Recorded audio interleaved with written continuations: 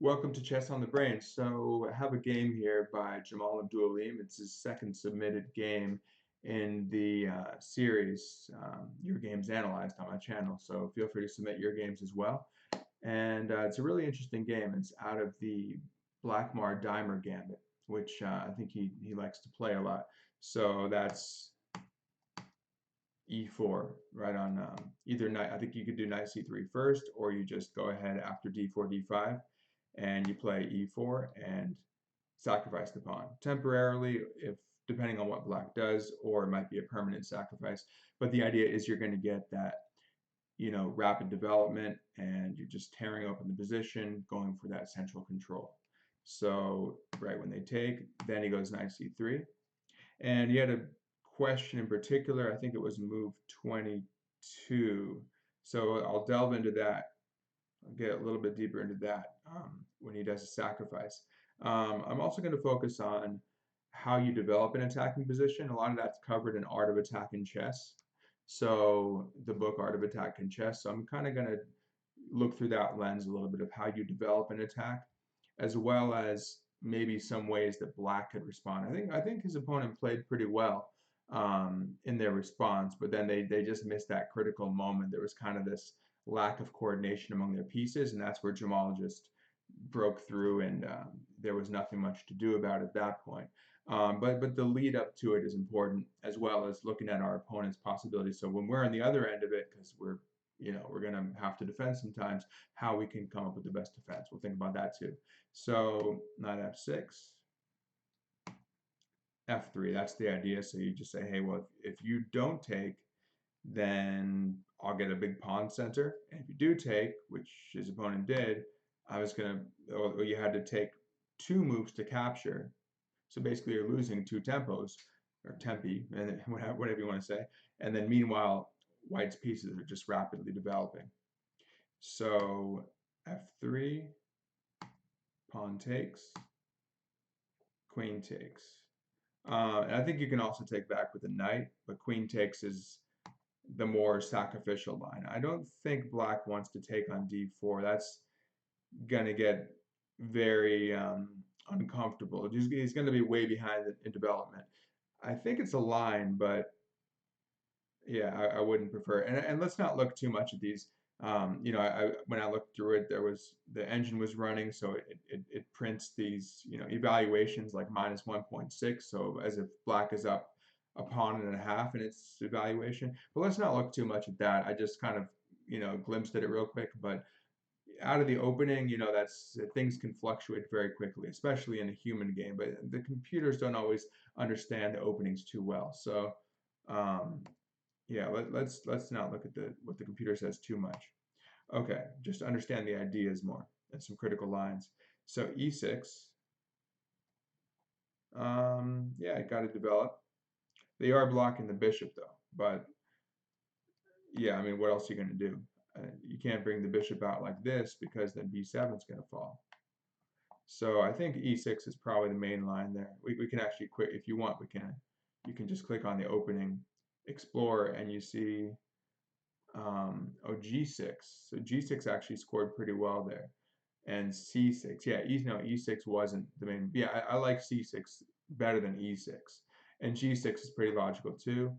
But I can't say that I really like committing that move because now you've blocked your bishop on c8, or his opponent did.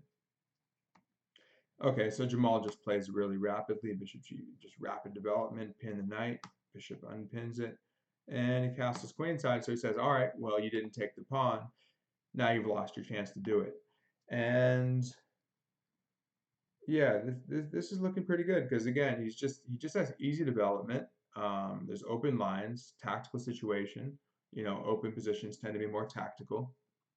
Lots of possibilities, and yeah, it's just not going to be too pleasant for black here without that piece activity.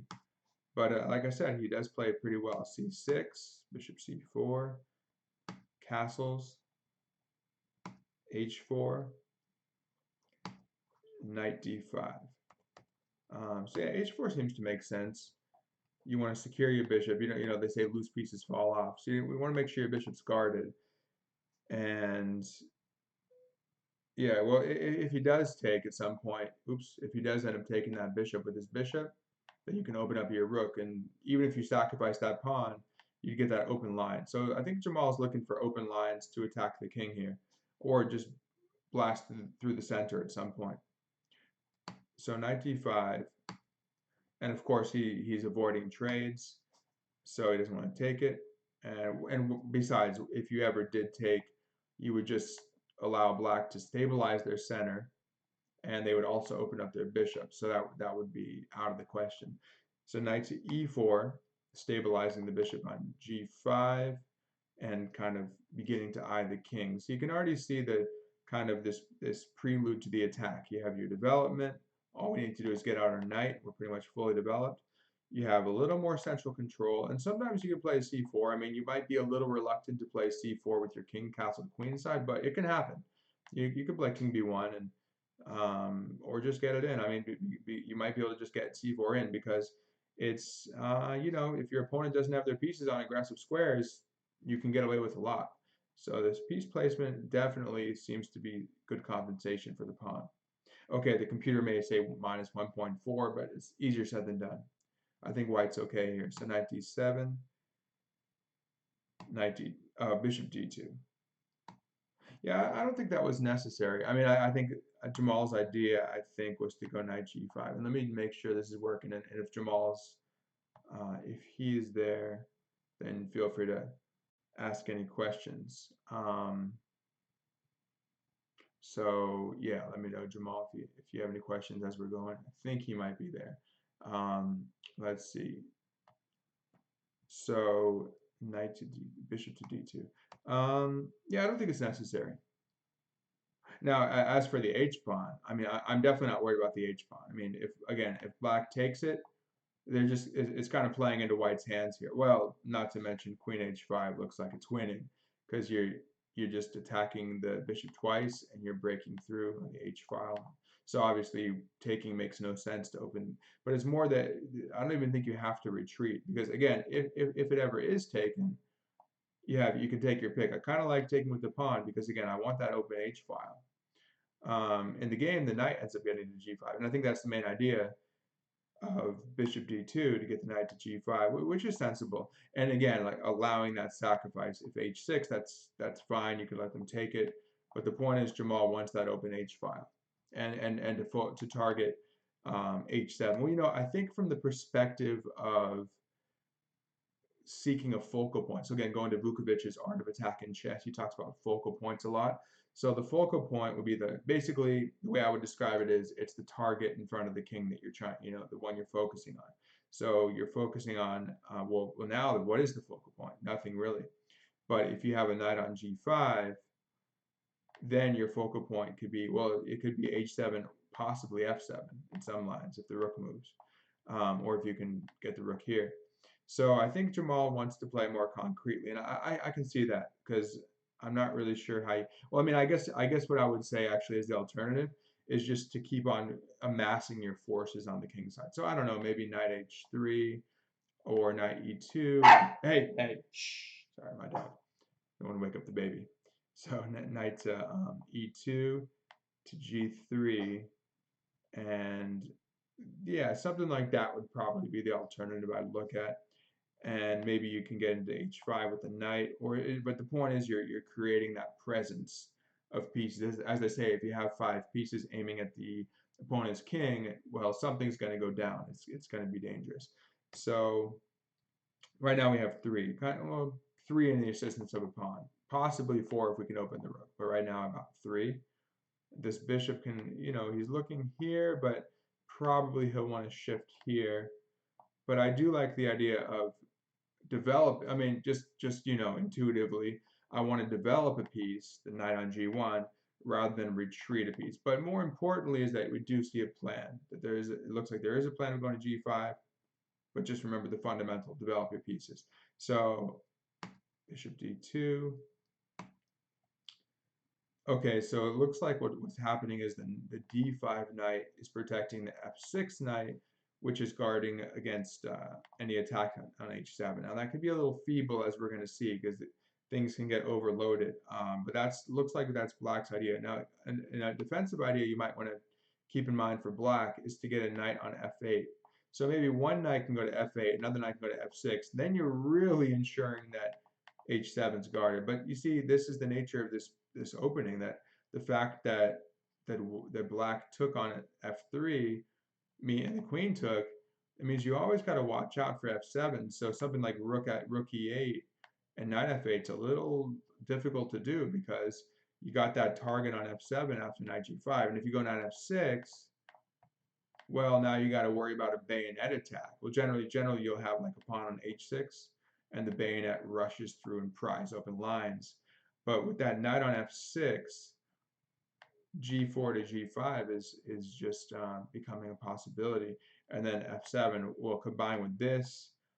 You have that kind of X-ray pressure here too, so you can see there's this pressure on both squares, which could be problematic. So I would kind of say, well, maybe it's not necessarily worth it to take that sacrificial pawn on f3.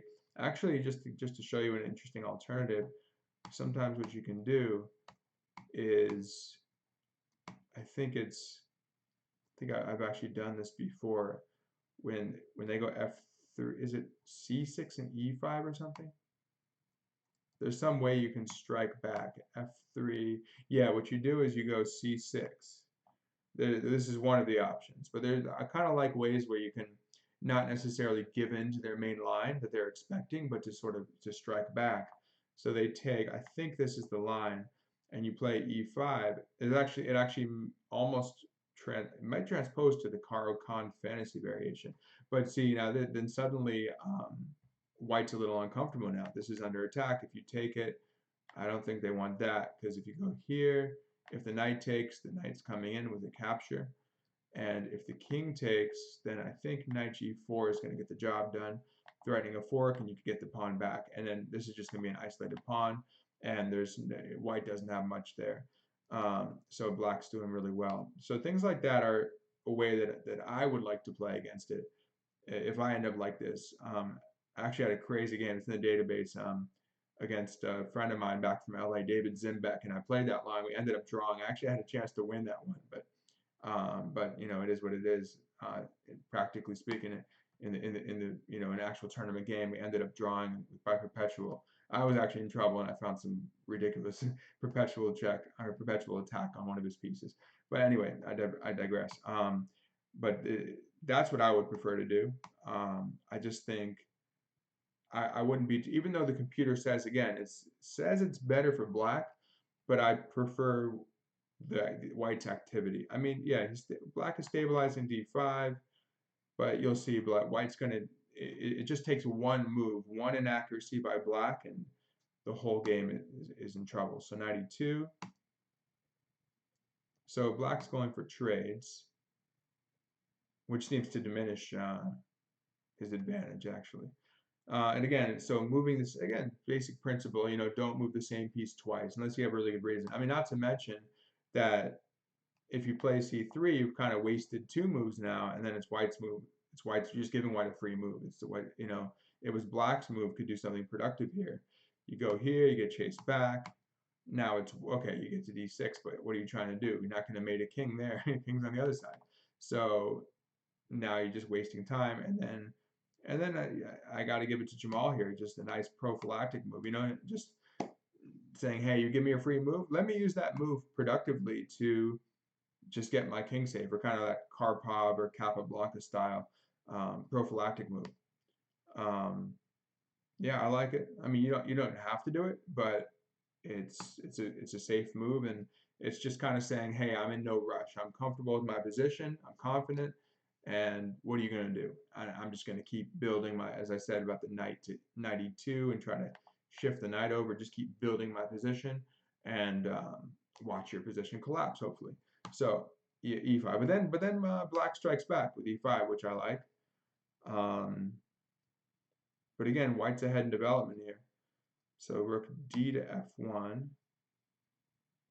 And it's amazing that, well, yeah, Stockfish was saying that if you look at the evaluation, after this happens, suddenly it's saying it's equal. Now that can't be good. If it's saying it's equal and you're down a pawn, it means there's a lot of compensation. Um, so interestingly, it was the fact that black took on d4, and then I mean I think it's just you're just inviting that knight to enter the game. So in terms of that prelude to the attack, I mean now it's all there. You've got what you want, right? I definitely prefer white here. I mean you got knight f5 coming. This knight just sits on g5 with impunity, hitting h7 and just inviting h6, which would be weakening the king side. Technically, that's a weakening move even though it creates a luft for the king, some air for the king. Again, that would the capture just. I think I've heard it described as the fishing pole. I've heard someone describe it like that. Only one time I've heard that, but I know that h6 is it doesn't really do anything. It's just opening the h file again. And yeah, knight f5 is coming. I'd welcome the bishop pair if they want to take. Of course, bishop's probably going to transfer back to attack h7. But actually, in the game, it proved useful in c4. It was just like a perfect storm where everything worked out, and they just they struck back with e5, but then okay they even got bishop g4 in, but it just turns out that queen d3 is really strong, and now you have the computer saying +2, but basically in the last two moves the tables have turned, and now h7 is in trouble. So and he clearly didn't respond appropriately. Well, bishop h5 is a nice idea. Actually, it's funny, in the fantasy variation of the Karo Khan that I mentioned, um, there's a line where you go bishop 8, and it's similar, no, kind of a similar structure, but you go bishop h5 and then bishop g6, and given the pressure on the f file, you got to shore that up, and it allows you to cover this diagonal, allows you to cover f7. So the idea, you have to commend black for that, but not so much the timing, because it turns out that Jamaal is, as you see on the right, he has he's just crashing through now because of that the focal point on h7 combined with the overloaded pieces. So what should black do here? Let's try and think about what the alternative should be. I mean, it's got to be g6. I mean, that doesn't look too healthy either, because it's just creating more weaknesses. It's creating this looseness on f6 that's guarded once, but hey, at least you're not getting mated on h7 or losing any pieces immediately. It's very unpleasant. Maybe you can move the rook and try to put the bishop there to shore things up. H5 is always in the air, but given that it's kind of like in the dragon, black sometimes tries to do that, where they try to, like the Solstice variation, you try to blockade the pawn. Or you can, if you have your bishop on g4 and the knight, you have enough coverage that you can just take it and kind of clog up the h file. But I would, yeah, if I can achieve h5, I would like that, as long as there's not a pin here and you have to watch out for queen takes g6. Now that's, and again, every pawn move around the king does weaken the king, but sometimes you just kind of have to do that in order to block certain lines. You have to make that compromise. Yeah, so I think let's look at this as a moment. Let's look quickly at the computer, at the engine. I assume g6. I just don't see. Oh, it says bishop h5 is the best move. Maybe I think this was in the World Open. Let's see how bad g6 is. You still have bishop. Oh, well, you can. Wait, what if the knight takes? Are we getting h? What am I missing? Takes. Now, obviously, if you take back with the pawn, you just drop this. But what if you take with the knight? Is there a sacrifice here? Yeah, just h5. So the difference is that now with the knight gone, there's not there would have been two coverings. You can never take. You get mated. So effectively, there would have been two covering. Now there's only one covering. No, not even that, because again, the only thing that's guarding it is the pawn, and the pawn is not. Well, it looks like it's guarding it, but in reality, because of this diagonal, you just take the knight and you crash through, and that's game. You can't take it back because of the mate. So okay, well, I got to give it to his opponent. I mean, he's trying to hold on with bishop h5, and he played Stockfish's preferred move. But then Jamaal also played Stockfish's preferred response. Bishop takes d5, and now you can see again there's this kind of dependence between the knights and the h7 pawn. And again, that's why I would like my knight to be hidden on f8, but everything, again, it's kind of like this perfect storm. And again, there's just too much pressure. Too little too late here in the defense. So bishop takes d5 is that move. And again, we had that prelude to the attack, right? Again, a little mistake by black by letting the knight come in. It's just inviting it into f5. And now you've got queen d. Well, do we have queen d3 previously even? No, I think it's that now that we've got the rook on f1, we have one more ingredient. So, well, I talked about 5 pieces. We have 1, 2, 3 directly aiming at the king. 4. Well, see, it's interesting because it's X-raying, but it's hitting the knight, which is defending the other knight. So I would definitely consider the bishop in the game in the attack. So that's 1, 2, 3, 4. The knight's not quite there yet, but the bishop's definitely aiming in that direction. That's 5. So I'd say like kind of peripheral pieces, kind of this rook, because it may enter the game. You always have the h5 push, and you got the bishop, which is not quite there yet, but it's still aiming over. So yeah, there's definitely at least 5 pieces though, because you've got 1, 2, 3, 4. We have all 7 pieces sort of starting to aim that way, and we have like 4 directly aiming toward the king side right now. So yeah, we're pretty much at the 5-piece threshold though.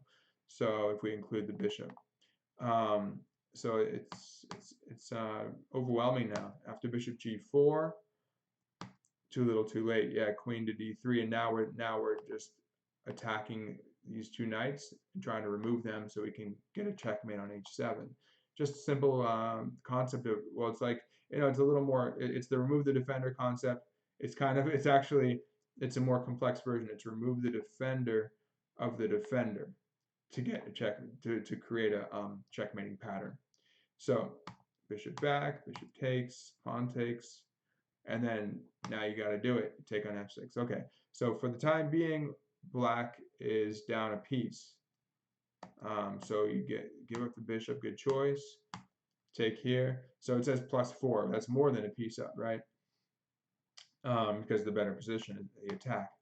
So bishop to g6 is probably also forced. And but Jamaal, I think that makes a really nice move. So it's like, okay, I've already got a piece. Now, well, if you move the queen, I mean, you could move the queen and then they take, and you have h5, you have queen takes. I mean, it's still a really strong attack. But I think Jamaal accurately assessed the importance of this bishop in the defense. This bishop is like the glue in black's position, and he realizes that. So he says, "Hey, look, I mean, I'm not getting greedy, right? He's fine to throw away pieces, right? So he's like, look, I mean, he's given away a pawn. He was willing to give away 2 pawns. He's fine to sacrifice because he wants the attack.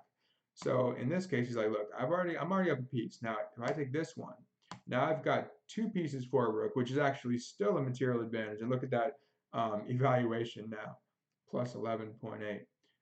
But yeah, it's just a crushing attack.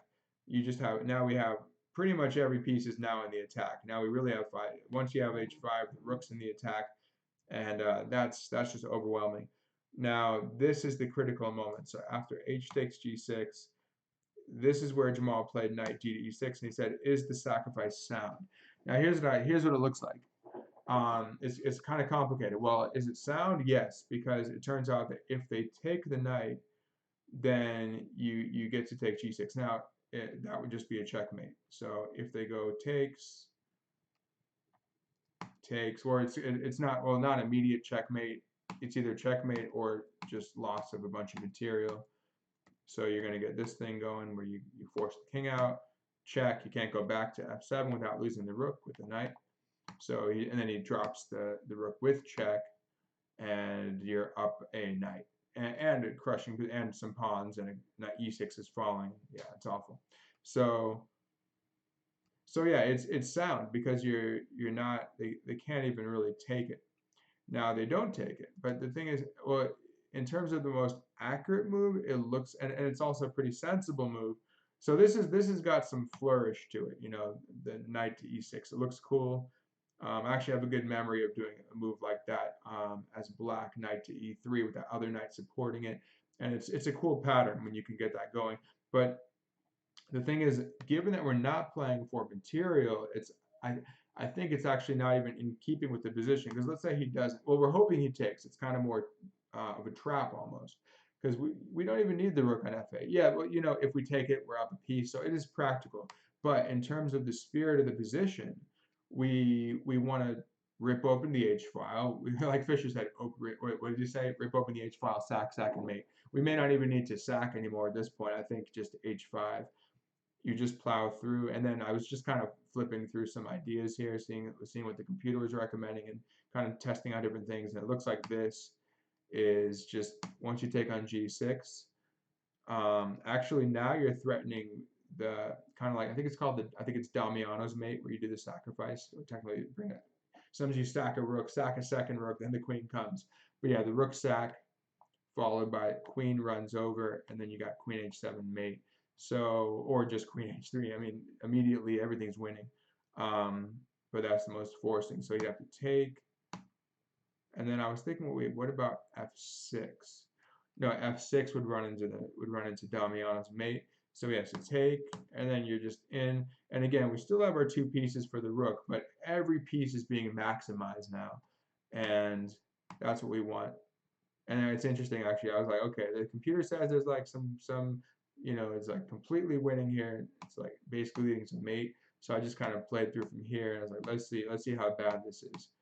It's all forcing. So rook f7, nice move, and you can't go king e8 without running into the discovery. So he's got to take it. Okay, you can't block with the bishop on. Now the bishop's the one that's stopping the block here. So the king goes back, and then you have bishop f4, and you're going to try and mate on c7. And if they check, they end up running out of checks, and then it's over. I mean,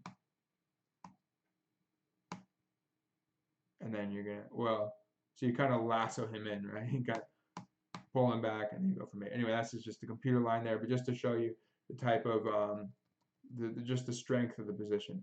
But so is it sound? I'd say yes, it is sound.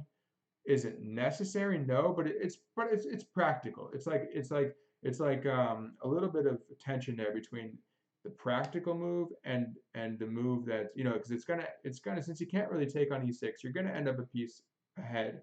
But it's that versus the move that just kind of ends it, because I would say the reason that this is actually practical too, again, it's in the spirit of the position, because knight e6 ends up sort of trading down, it liquidates a bit, and again, you could either liquidate and win, but you don't need to liquidate, because you again, just you're still trying to attack, you're almost there, you're almost got your checkmate. So you just want to, and your rook has been waiting very patiently on h1. So I think h5, tear open the H file. So it's like, yeah, one is in the spirit of the position. The other one's just practical liquidation. So is it sound? Yeah, but the answer is, I think, yes, it's sound. You basically have two options. Both are winning. So take your pick. But yeah, H5 is more, you could say it's more accurate. But this is good enough. So knight d6, and again, especially because he can't even. Now, it would be another question of if he can get away with taking it. That's different. And we don't. At first, I was thinking, wait, what if you end up trading and you end up like just going into some endgame with queen, bishop, and rook? But of course, you're not going to take when he takes. Again, you're not going to take back.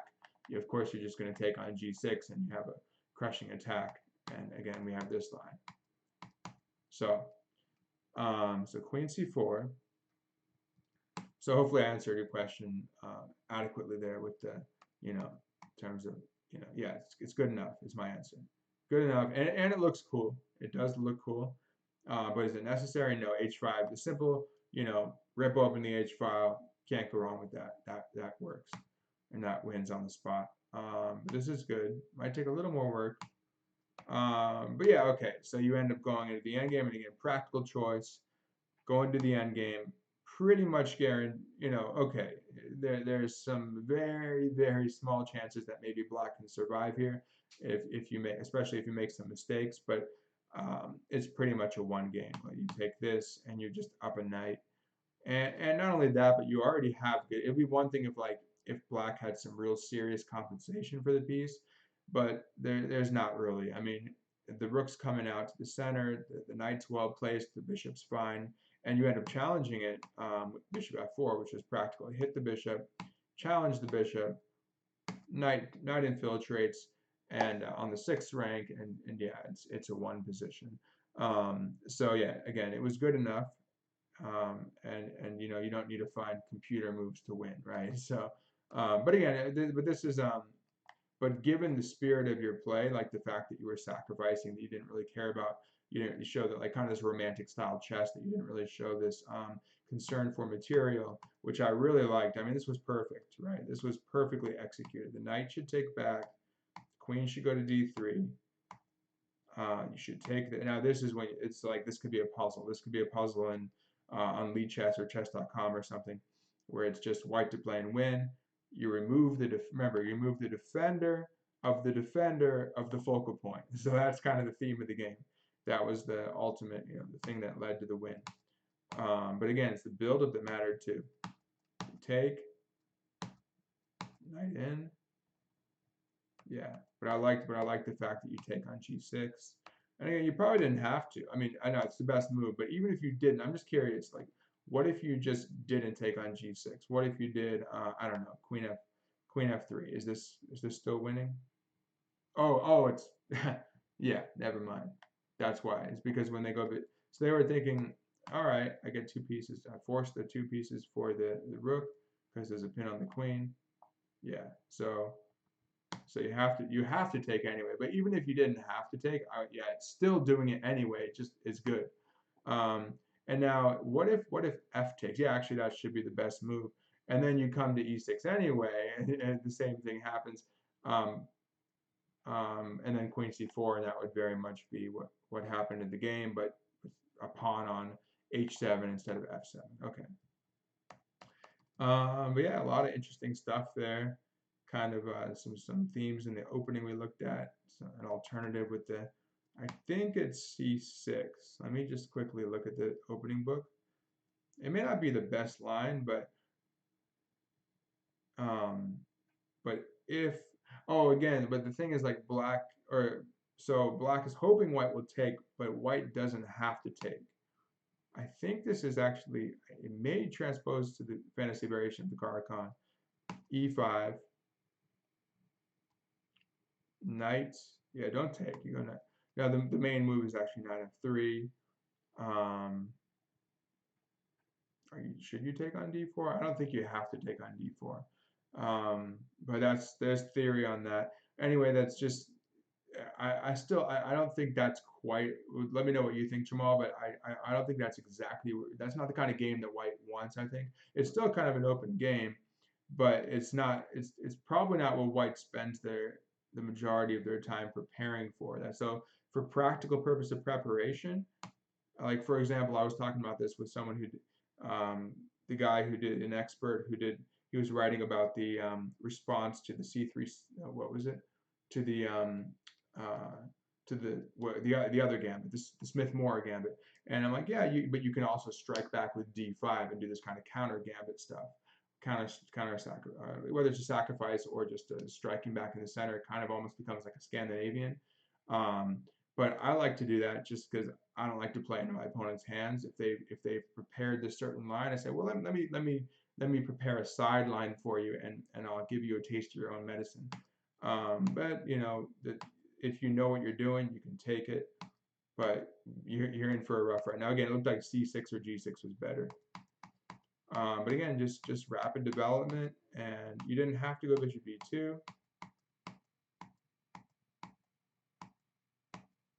But I think e5 was good. But the other thing I wanted to mention was that with e5, it's striking back in the center, which is thematic. You know, when your opponent attacks on the flank, you should strike back in the center. But there is a drawback potentially, which is that it opens more lines. So, and we saw that. It actually gave, it was in this case access to the d4 square, which white didn't previously have. And I was talking about, well, this knight, right? I was thinking, okay, how is this knight going to get in the game? It's kind of a few steps away. And now with the bishop here, it's going to be even harder. You don't have an easy, you know, knight g3 or something. Yeah, you don't have knight f4 either, because you got all this protection with these pieces of the f4 square. So, but in a way that kind of solved white's problems. But that's why the real mistake for black was taking. So it looks like black should have gone rook e8, and they're doing okay. And the same, interestingly enough, the same possibilities just aren't there, because now knight d4, I think you just chop the knight. So that inclusion of the knight did make a big difference. And well, you still have queen d3. Interestingly enough, but with rook e8, the other, so the king defends himself, and then if he tries to do some of this stuff with, if he really wants to get into h7, well, you're gonna have to run, but at least you're not getting mated. So yeah, but that's pretty much covers it, I think. So he's trying to pin my queen. He's trying to pin my queen. Oh yeah, I realized that right afterwards about the bishop g6 hitting the queen. Oh yeah, sorry, yeah, I realized that after a minute. um, So hopefully that was helpful in terms of it's kind of a give and take in terms of whether that move was the best or not. But again, it wins, so it's good enough. But yeah, h5 would be immediate. That's what the computer says. But again, you would find, of course, you could find that move because you want to play h5 anyway. You want to break through to h7. So I would definitely, it would be like kind of you'd have to weigh it out really carefully and see, okay, do I for example, you look at this move, you're like, oh, look, it looks good, it works, let's do it. Well, I always say before you make that move, like something that looks interesting, let's say, before you go for the interesting move, you have to prove to yourself that it's better than the standard move. Well, the standard move here happens to be a very aggressive move, but that is kind of what the position calls for. So, but this move is cool too. So, but you'd have to prove to yourself that it's better. So then you end up kind of in your mind weighing out those two options. And at the end of the day, if you're not sure, well, you're like, hey, look, this is good enough. I'm going to do it. I'm going to liquidate and I'm going to win. But if you have a kind of a mating attack right away, of course, take that. Of course, you want that in this position. That's what you're aiming for. But you've executed what you needed to do. You take on you set up this perfect attacking position. Everything's in the right place. And the knight g5, the maneuver of knight to g5, bishop back, clearing the square for knight d5, g5 rather, ended up working out. And then get rid of these guys, and that was the tactical theme of the game. Yeah, and that's really all it took. And maybe one or two missteps in the defense, but I have to say your opponent defended well too. So it wasn't like they gave it to you so easy. You had to work for that. So really cool game. Hopefully that was helpful. And if anyone else has games, feel free to send it. I haven't done this for a while, but yeah, I want to get back into it again. Do some. I think had actually a really interesting game by Reshevsky I saw earlier about kind of like the balance of positional chess and dynamic kind of attacking chess. Showing that you don't have to be like pure tactics or pure positional. Of course, it's all about that blend. So I'm going to get into that a little bit in the next one. So all right, have a good night, and yeah, looking forward to seeing some more cool attacking games, Jamaal, and maybe curious to see what you think about the alternatives. Because I mean, obviously, if they play into your hands, I mean, there's theory on that, but I'm not going to take the time to memorize it all. So I'm going to try and throw them off a little bit. So I kind of like this striking back with e5 or just maybe just decline the sacrifice and then kind of steer it in the direction the black wants it, I think. So that I would want to play. All right.